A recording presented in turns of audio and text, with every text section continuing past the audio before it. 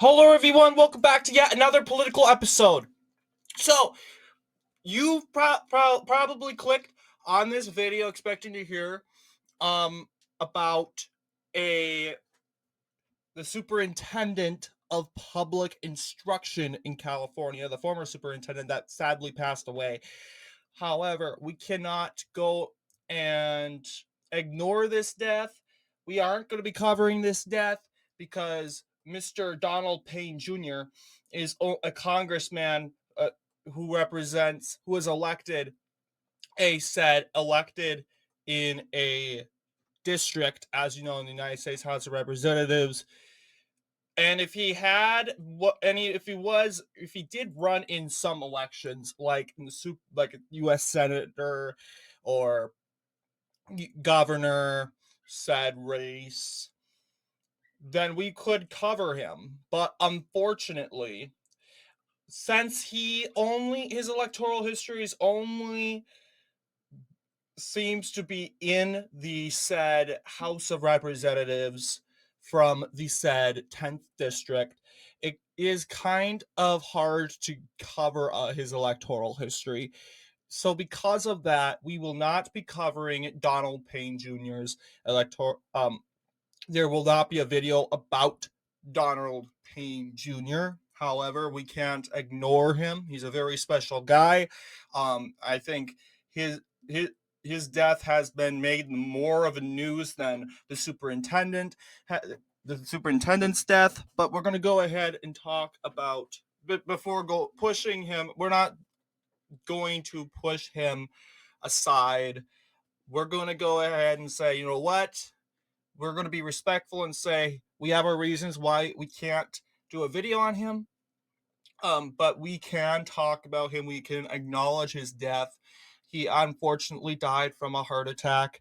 That said, Governor Murphy should be appointing someone to fill that 10th district seat, which is now vacant right now.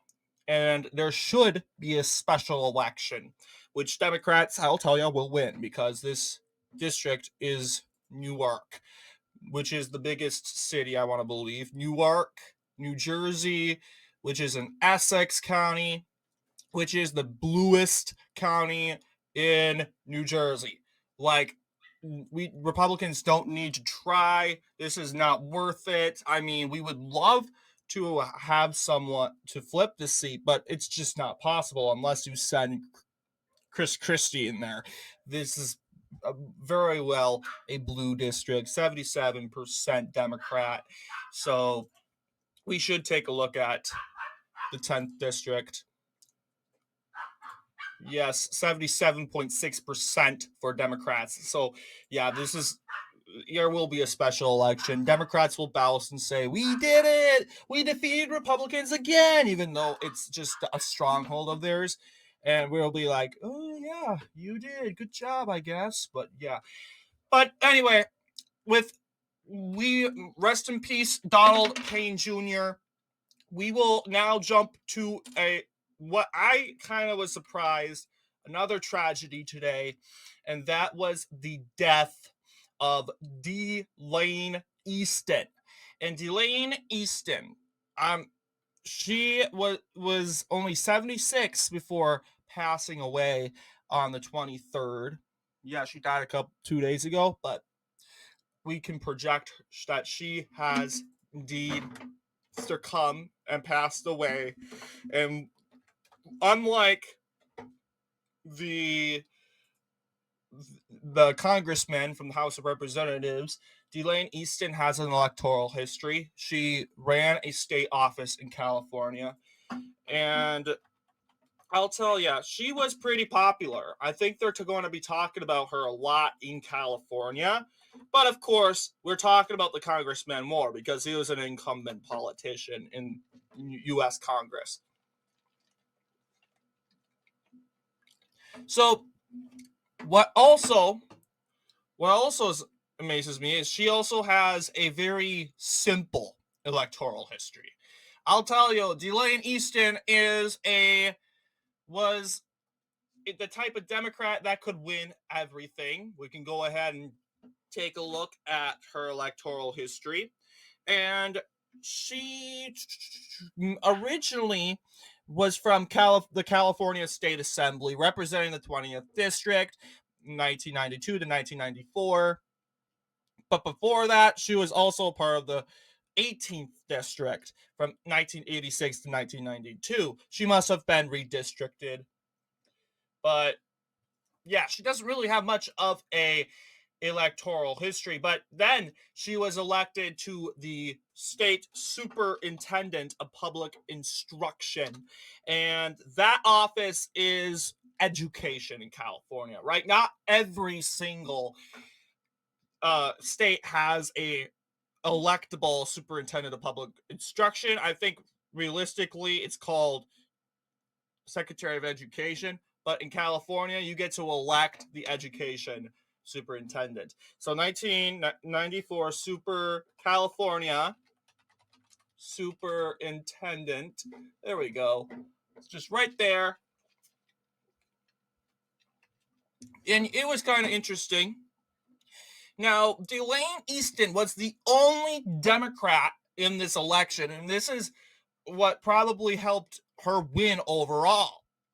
The rest of her opponents were nonpartisans. And you'll see here that we're going to start off with the first round. Eastin managed to successfully succeeded when it came to carrying the coast of California. She performed best in San Francisco and Alameda County and Oakland. That's pretty much where her base solidified. She also, yeah, this map is hard to see because this was a very incredibly close race. She only received 22.67% in the first round. That's pretty good. But of course there was her second place opponent was Marin DeMarco, who received 14.13% popular vote. DeMarco managed to carry the counties in red. And once again, that doesn't mean DeMarco is a Republican. That means they're technically independent nonpartisans and that's how it usually is in the superintendent races. I can go as far as proving that a little bit, but yes, DeMarco won San Diego, Riverside, Fresno, and these couple counties. I don't know if this is it's hard to see with the colors, you might have to put it on a dark surface, but that is DeMarco receiving 14% of the popular vote. Wilbert Smith, you could call him Will Smith, haha. Will Smith is in green. Orange County, these are generally Republican counties. Butte County right here. Yeah, she did very well in Central California, and of course, Wilbert Smith, he won 12.23%. And we have Carol S. Cobble. She received 9.85%. Cobble counties are in orange. You'll see here San Bernardino counties right over here, interestingly enough. And then there's Gloria Mara Touchman counties, and she managed to win Imperial County, just Imperial County right over here. And yeah, but then, so basically, unfortunately, Smith, Cobble, Touchman, and along with our honorable mentions who did not win counties, but took a lot of votes away, Carabino, and along Joseph D. Carabino, Robert Stewart, and Hall Rice were eliminated, making this race just a race between Delaine Eastin and Marin DeMarco. Now, this is 1994. California is not the bluest state. I mean, in the 90s, they tend to vote Democrat in presidential, but a mixture of Republican and Democratic office in state elections. And usually during this time, Republicans are more neocon, liberal. Okay, this is California, and California is starting to wokeify, if you will. Here's our runoff results. You'll see, amazing and interestingly,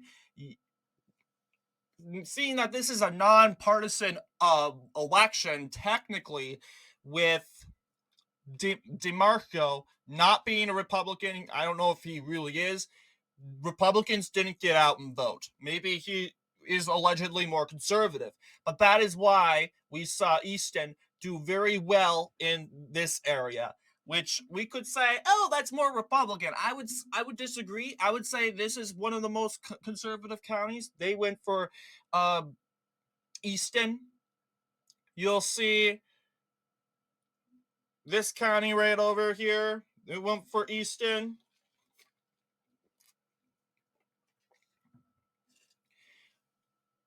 Yeah, she managed to flip San Diego. San Diego is pretty much a conservative stronghold. Well, no, it's formerly a Republican stronghold. It's kind of teetering away from the left. The last president San Diego would vote for as a Republican would be George Bush, twice, 2000 and 2004. And now we can say, yeah, I think San Diego is a Democrat stronghold. But yes, you'll see Miss Eastin performed best her gains in the coasts, of course, Democrat stronghold. But it's usually during this time the southern coasts tend to be more conservative. Like for instance, these two counties, along with this county. Yeah, of course, Orange County still sitting in, resisting Democrats. But Imperial County, interestingly enough, it's starting to. Imperial County during this time used to be more liberal, but Imperial County went for Eastin. Once again, you're not really official. No, went for DeMarco, but once again, you're not really officially a Republican. So they'll go for them. Let's take a look. We saw Eastin win a much larger margin, interestingly enough. And this must be a close one, because it does not say there was a first round. Was there a first round? We can go ahead and check. We'll go to our favorite website. We'll go to google.com. California. This is my key. We're going to go to Superintendent of Public Instruction. I don't think they have it, because that's not really the most popular office.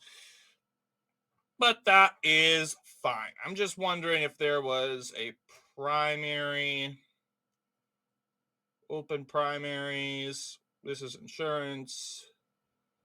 Okay. These are referendums and initiatives, open runoffs. Okay, yeah. They have a lot of different.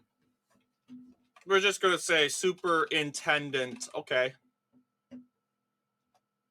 1994. We're looking for 1998. It looks like they don't have it. It doesn't have all the elections. But I will tell you, uselectionatlas.org knows a lot of stuff. This has been around since the 90s. They've been collecting resources and information since I don't know.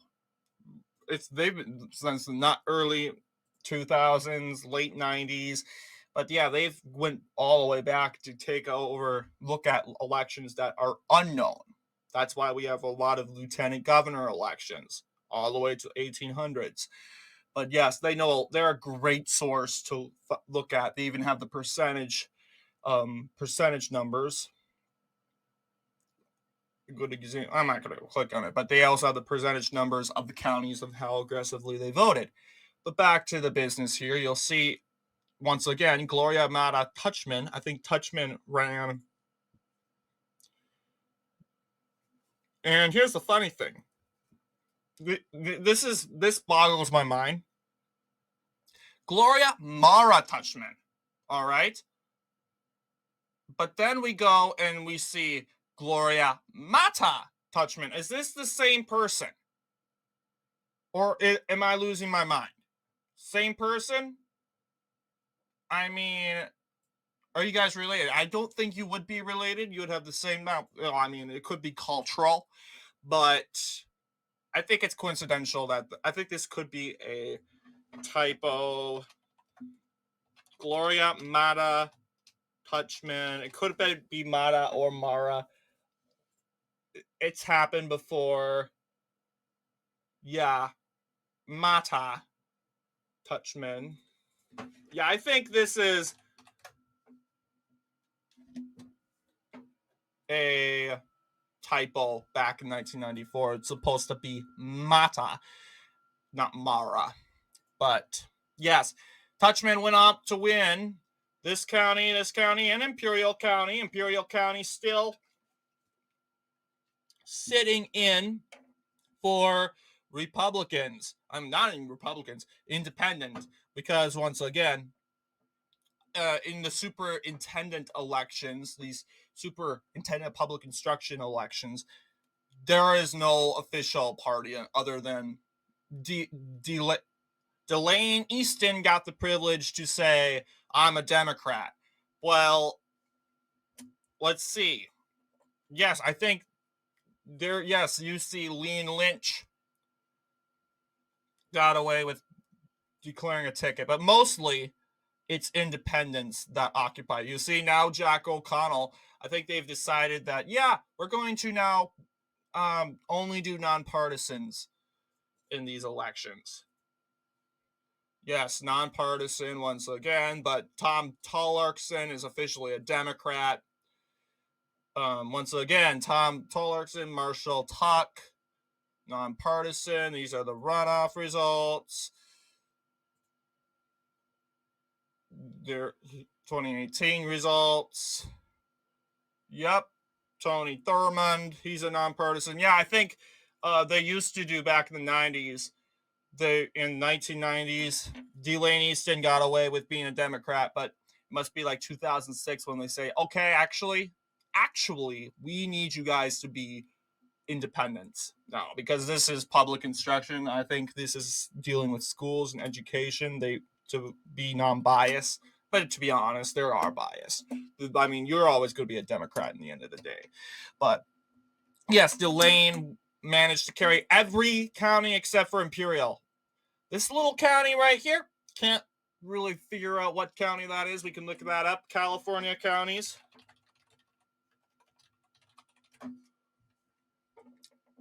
Kern. Yes, Kern County. Along with this county right here. That's Shasta. The county of Shasta. Republican County, Kern County, and today Imperial County, which is the biggest Hispanic county in Hispanic community in the state of California. As you know, is strongly Democrat without really having any much rural cities. I mean, urban cities. But yeah, let's see. Population of this county is 100,000. I mean, it's going to be California. I mean, really. The county seat is El Centro. Yeah, and there's also a lot of people living. But yes, one thing is for certain, this county is a Democrat county due to the Hispanic population. We're going to get rid of 2020. We are not talking about that, but anyway, that is the electoral history of Delaine Eastin. She would then, her later career, she would then go to, I think she was a part of the education and leadership in Washington, D.C. She then returned to California to teach at the Mills College from 2004 to 2008. So basically, she left politics. However, she did teach courses when it comes to that. But yeah, anyway, I don't know how she died. I think the autopsy is occurring as we speak. But anyway, I want to let you guys know I sympathize with both Eastin and the congressman.